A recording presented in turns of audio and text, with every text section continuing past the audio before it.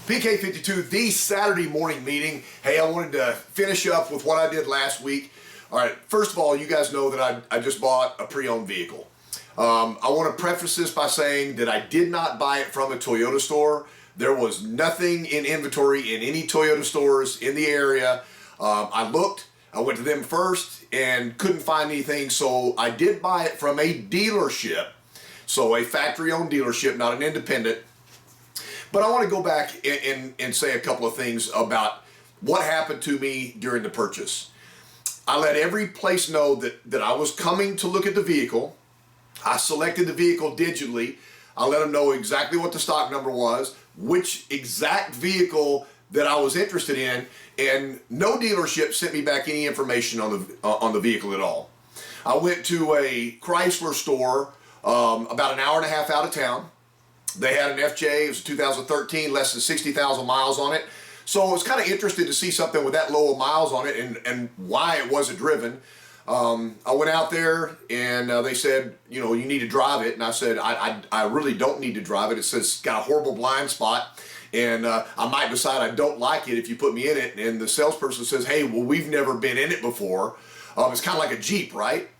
And so, again, they don't know what I do for a living. And I told them, I said, well, I guess it's in the same category, but it's nothing like a Jeep. And they said, well, will you show us how to use it? So I put them in the vehicle, I put it in four-wheel drive, low range, showed them how to do that. I showed them how to lock the rear diff. Again, you know, I'm doing the demo drive with the guys. I never left the parking lot, and I came back and so I don't. It was a day and a half before I drove out there. Go to YouTube. Go to YouTube and type in, how does an FJ Cruiser drive system work?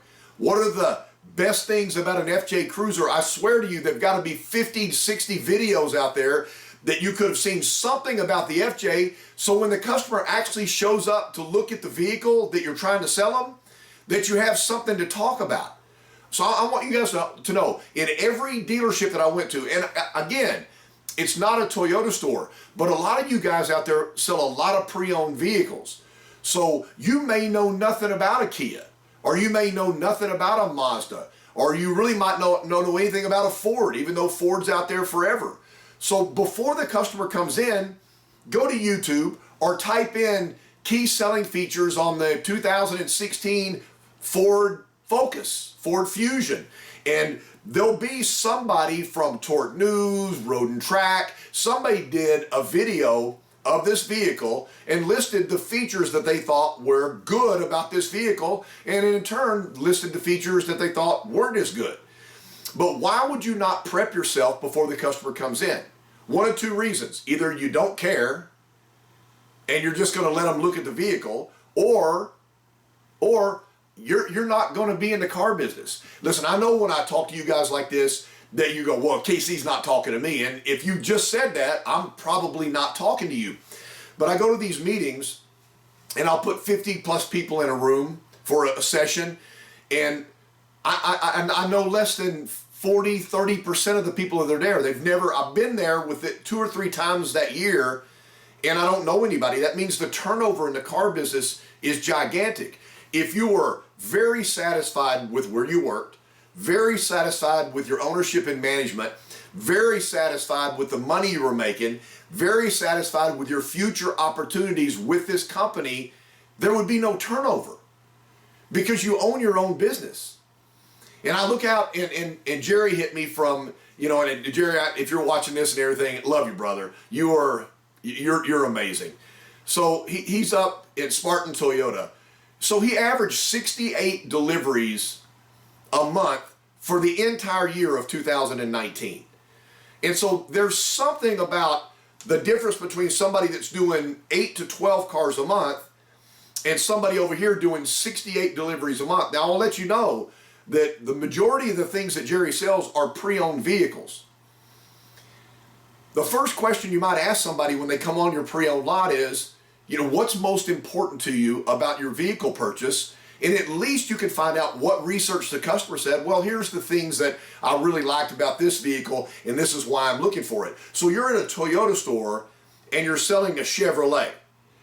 and you really don't know anything about the vehicle, the first thing the customer says is, here are the things that are most important to me, and this is why I'm looking at the Camaro. Let's just say it's a Camaro.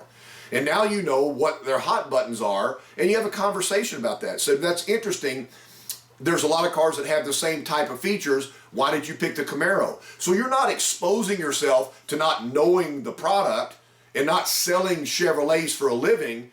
What you're doing is you're doing a Socratic approach of finding out what the customer has decided that are things that interest them about the car they're purchasing. A lot of times you guys ask me, why are you focusing so much on certified right now? Here's the short answer for that, and there's a longer answer, but the short answer is I'm selling you a 4-year-old Toyota.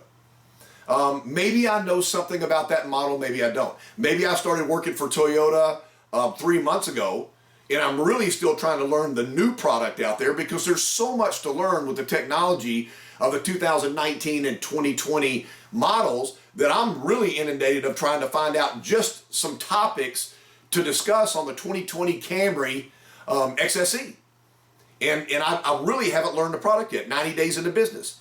Now you're coming to look at a 4-year-old Toyota, and I know nothing about that. What are the changes between maybe the 2016 Camry and the 2020 Camry? Eventually I'll have talking points if I stay in the business long enough, but at this current time, I don't. But the customer has hit you digitally and they said, we are gonna come in because we're really interested in the vehicle.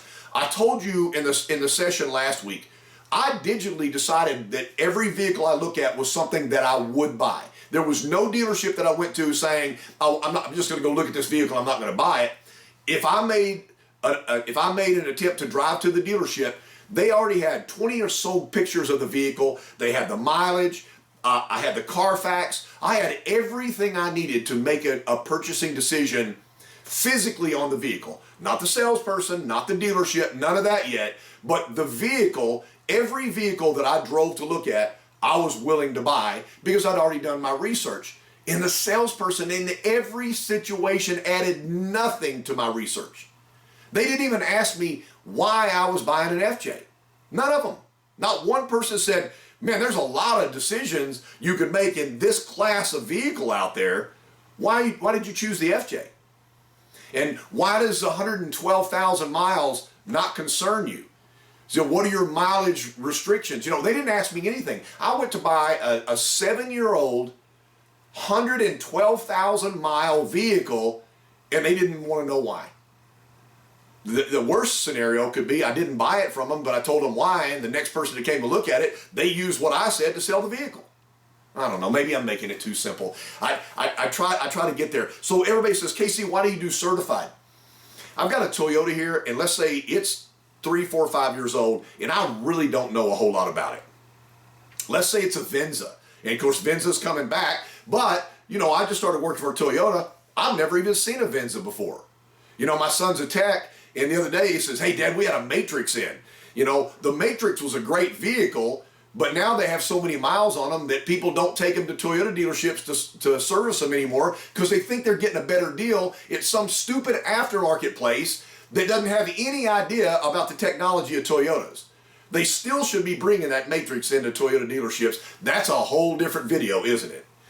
But he's excited to see, a Matrix in there because they never see them.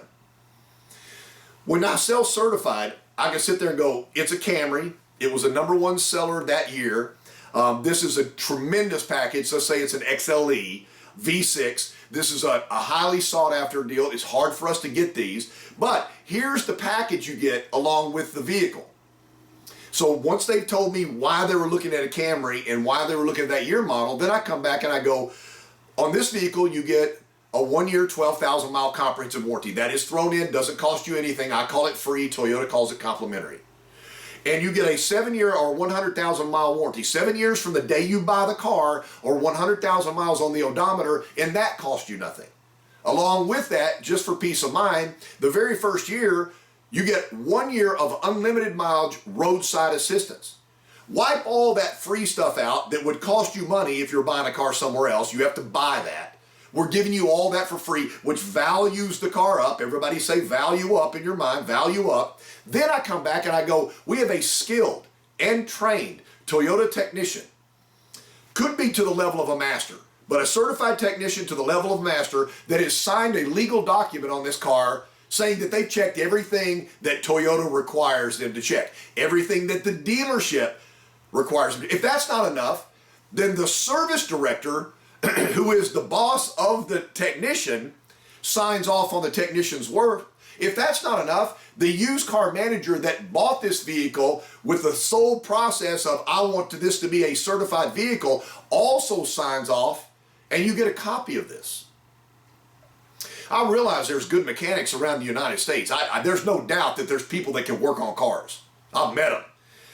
But the great thing about buying a certified car or a Toyota from a Toyota store pre-owned is that it's not just one mechanic. It's not a little tiny dealership that has one mechanic in the shop trying to work on a little bit of everything they have in stock. There could be 40 technicians working in a Toyota shop. 40. And it happens every single day. They're trying to research something. There's something not right about the vehicle. It's not something that's going to cause the vehicle not to drive, but there's something they can't figure out. There's 39 other technicians that they can bring over and they go, hey man, have you seen this before? You go, oh yeah, I worked on that last week. Let me show you what that is. Boom, it's done. That is the value of buying a Toyota from a Toyota store. But the nice thing about certified is all of this stuff is documented and you get a copy of it. So I don't want to get too long with this, but I'm just saying, if you want to stay in the car business, you need to justify the hours and the things that you give up by being in this business. I get it. It's rewarding. It's fun to sell a car. It's fun to have a great month, but there's no fun in having a horrible month. There's no fun in looking at the first 10 or 11 days of the month and realizing that you have no cars sold. It's no fun for the dealership or you if one month you make your draw and you didn't sell enough cars to make commission and now you're having trouble paying your light bill. And I understand at that point in time, if that happens in a couple of months, why you would be looking for something outside the car business. But with the digital world that we have right now, with the information that you have before the customer comes in the dealership, you ought to be able to do a little bit of research on the vehicle they're looking at so you have some talking points. Hey, I did a little research before you came in. I actually did some research on YouTube because I wanted to find out 5 years down the road what people are still saying about this vehicle, because I think I want to know, was it a great vehicle? How do people rate it 5 years later? And here's what I found out. I think the customer respects that. But before you open your mouth and try to tell them how great you are and how amazing you are in the car business, find out what your customer knows. Ask simple questions like, you're the one that chose this vehicle. So there had to be something about it that really made you interested in the vehicle. What are the things that you found out? What's most important to you? If a customer finishes a thought, there's a magic word. You can look at them, maybe a little, just turn the head to the side a little bit, little head turn like that, little head, even this way, doesn't matter, and go, and it's crazy that the customer will say, and a couple of other things. The most important person in the buying process, it's not us. It's not us. Because the customer has the ability to get in their car and leave. If the closing percentage in the car business is 20% and everybody wants to come up with their own number, I'm just going to throw a number out there. That means that 8 out of 10 people that come to talk to us about a car that were really interested because they made a trek to the dealership, 8 out of 10 people leave without a car. It's never been acceptable to me. I still don't understand that number. Why would you give up your personal time to drive to a dealership to review a car and not buy the car? There was obviously something in the process or the vehicle that made you not buy the car.